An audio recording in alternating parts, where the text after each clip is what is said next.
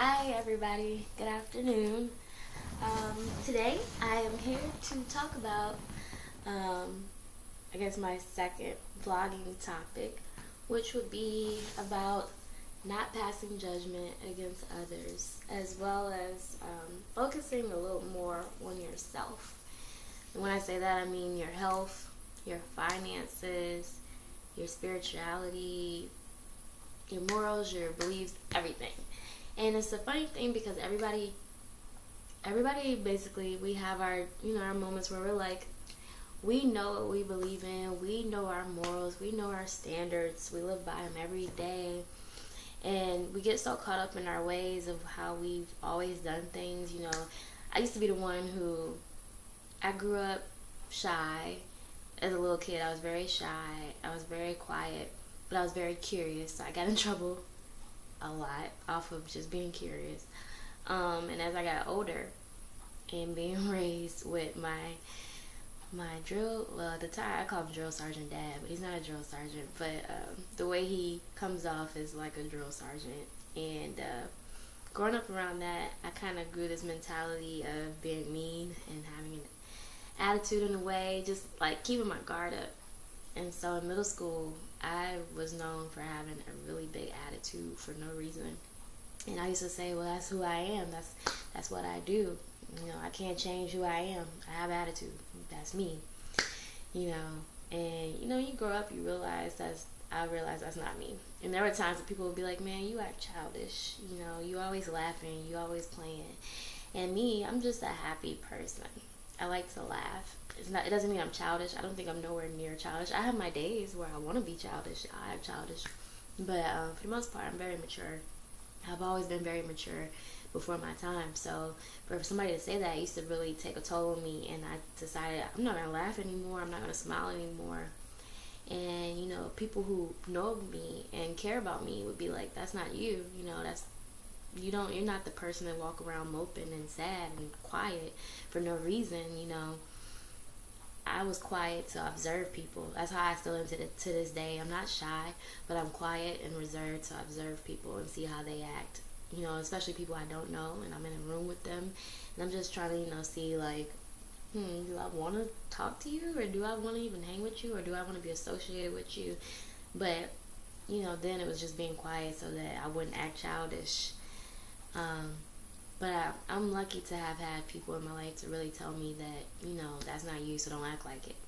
And I didn't really understand the importance of acting like myself until really now as an adult and just finishing college. I feel like going through college really set myself up for being just a well-rounded, well-knowledgeable adult. I mean, people are going to say that regardless because it's college, but I feel like if it wasn't for me going to college or for me going to Howard at HBCU, all HBCUs, people wonder, why do you go there? It's a historically black college and university. So it was formed when there was a time where black African Americans couldn't go to school with Caucasian Americans and, the whole segregation thing. So they had their own. And it's historical because it's still there and we still go there. And even though now it's not all black, as people think, it's majority black, but it's a mixture of cultures. We have people from different countries, people from different states, people of different ethnicities there. So it's a little different now, but it's still a historically black college and university. And they're like, why don't you go to some Ivy League school or another school, what we call predominantly white institutions?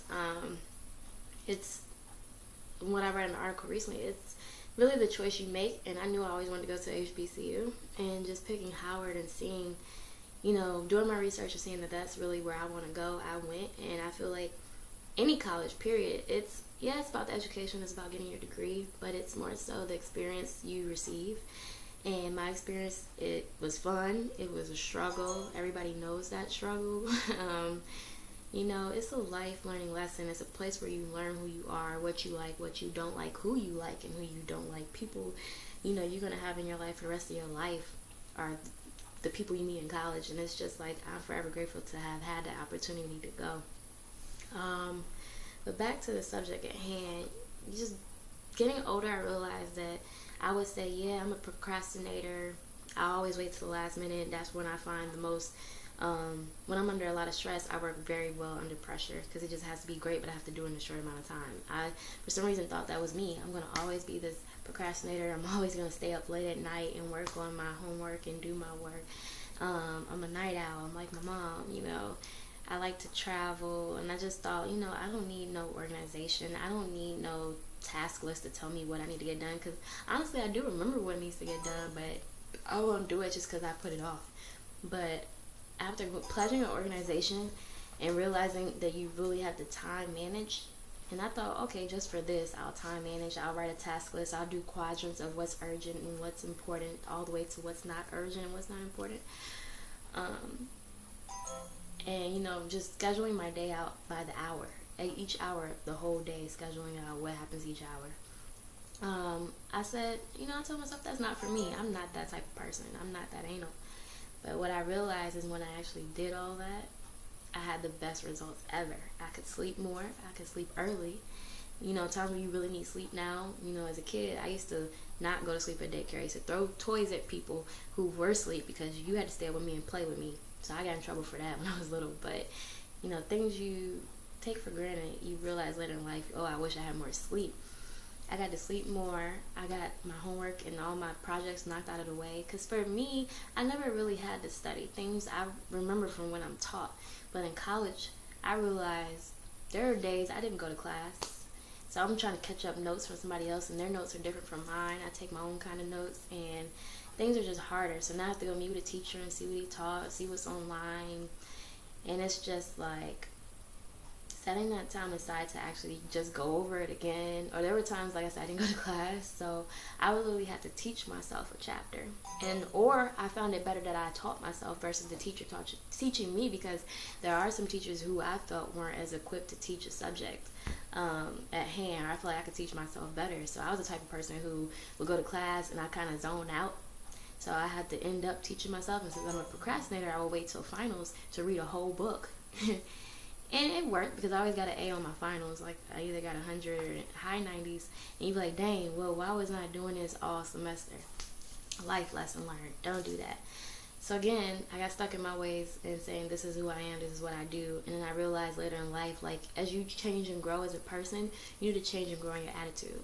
So getting to that, one thing I read today in the book that I mentioned before, Successful Women Think Differently, blah, blah, blah, blah. She was talking about more so not having a fixed mindset, but a growth mindset. And growing, if you always have a fixed mindset, you're always stuck in your ways, and you think whatever outcome you have that's what it was meant to be. But it's not really. It's about growing and learning that the outcome that happened isn't so bad, and you learn from it, as everybody teaches you. And it also talked about more so tapping into yourself. You are your own enemy. You are your own competitor, your own competition. So in other words, don't compare yourself to other people. I personally have been a victim of that. I have compared myself to lots of people before. I've been jealous. I used to say I don't get jealous, but I realized as a human being, you're going to get jealous. I've been jealous.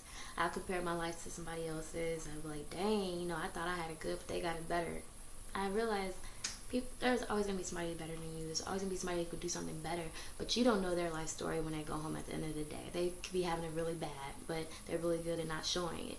Like, everybody has their own story. Everybody has their own struggles. My struggles, my life story literally could be written in a book.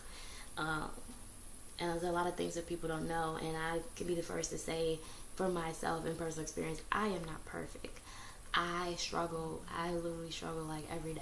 But I'm learning to take care of it better, becoming more in tune with my spirituality, more closer. I'm a Christian, so more closer to God. Even though I haven't been to church lately because I work on Sundays, it's like I try to do what I can. I read the Bible. I'm live streaming. I'm doing what I can, but I definitely want to do better. And I just had an instance where my attention was so much on this person that I really, really liked. You know, that it got to the point where I wasn't focusing on me and what I want and what I want to do. I know I want to travel. I know I want to start my career and be in my field. There's so much I want to do, and I know I can do, but I was limiting myself because I was so focused on somebody else. And that's just in a like relationship type thing. It wasn't even like a friendship or an enemy. Like, I don't have any enemies to my knowledge, and I don't want any. If if people don't like me, I could personally say, you most likely don't like me because you don't know me. I feel like anybody who knows me, and I'm not bragging, but I kind of am, like, there's no reason to be my enemy. But if you don't like me, people have their own opinion, you can keep it. Personally, I don't hate anybody or don't really dislike anybody. I just don't care too much for them. But I've had my instances where I got stuck on that situation, or so stuck on what they're doing, I wasn't focusing on me. And I feel like we have our moments where we judge others, and that's gonna be another topic of discussion. I really want to have a topic on, like, how ladies, please carry yourself in a more classy way. But that's gonna be another topic for another day.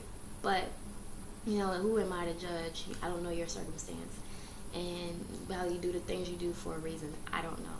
But I know for myself, I'm trying to remain classy. I'm trying to remain intelligent and constantly seeking knowledge and constantly building myself to grow stronger. So I challenge you today to write a list of things out, reasons why you're so focused on somebody else and why you're focused on them. And then things that you could focus better on yourself. And compare them, do whatever you want, throw it away, keep it to look at later. But really make a list to focus on you. Whether it's, I'm going to really do something different to my hair today. I want to try this style. I want to get my nails done. Pamper yourself. Or if it's, I really just want to read a chapter in this book and just get started on this book. Or if I want to, like me, I'm starting yoga. I was very much influenced by Candace. I don't know if everybody knows Candace Harrison. I went to high school with her. But she's influenced me to do yoga. So that's my next trek. And I'm getting back in shape. I've been running, I've been doing resistance bands, I've been doing weightlifting, Pilates. So I'm just trying to get back healthier, back right, spiritually, again, reading the Bible more, praying more. And I also learned that praying just doesn't mean praying and, at the end of the night, thank you, God, for letting me live this day and experience all this, and let me wake up tomorrow, or waking up tomorrow and saying thank you for waking me up and having all my senses and being able to walk and talk. Prayer is communication with God. So it's like when you communicate with your friends or your family, and you hear it all the time, but it really started making sense to me that just like you talk to your friends and you talk to your family, that's how you should be talking to God. Like, you have to think of God as, like, even though he's not a person, you picture him or her as a person. And so, when there's parts in the Bible where it breaks it down like he's your father, I have to literally think of God as my daddy. And how I talk to my daddy, that's how I talk to God. It's not like back in King James where it's like, yo, should, nay, all those words that you don't talk like. Don't talk like that. How I'm talking right now, this is how I talk to God. I say, what's up? Thank you. If I don't say what's up, I say, hey, Lord, thank you for today. Thank you for letting me be here. And it's not even just constantly saying thank you or just saying what's up. It's like talking throughout the day, like, oh man, what should I watch on TV? What's really going to get me intrigued today? Or I'm driving, keep me safe on this road and others safe as well. It's really just open communication and constantly just speaking and just having, you don't even have to talk out loud. If it's in your brain, just constantly just, thinking and talking to whoever, even if it's not God for you. But that's me in a nutshell right now. Again, if you have any questions, any comments, please feel free to share. This is new to me, so I definitely would like to have open conversations with other people and let's talk about these topics. If not, this will be what it is. And again, my next one, I want to, I didn't touch on finances. So actually, I want to make finances the next one because I've been also really getting into with my personal finance, and it's been like a couple years where I have, and just setting up savings account, checkings account, all this. So I definitely want to get into that and helping others, start. So next time, that's what I'm going to do, finances. I'm going to write it down. And then the time after that is going to be how women and men, I think, should carry themselves, or from what others have, maybe like studies. I don't know, but I want to get more into that, or more so how people think people should carry themselves. Like, I don't want it just coming from me. I will definitely like people to inbox me and you give me your opinion on it.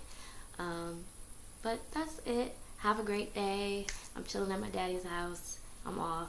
But I have my second interview tomorrow for Calvin Klein. So I'm praying for it, and I'm praying that this is what it's going to be. For those who are on here and work with me at Macy's or know anything about Macy's, this weekend is my last weekend at Macy's. Saturday is my last day. I get off at 6. So I will be celebrating at Fridays, because that's my favorite restaurant. And right after I get off, I'm walking over to Fridays, and I'm getting a drink, and I'm eating some good food. I'm going to get me a brownie obsession, and I'm going home.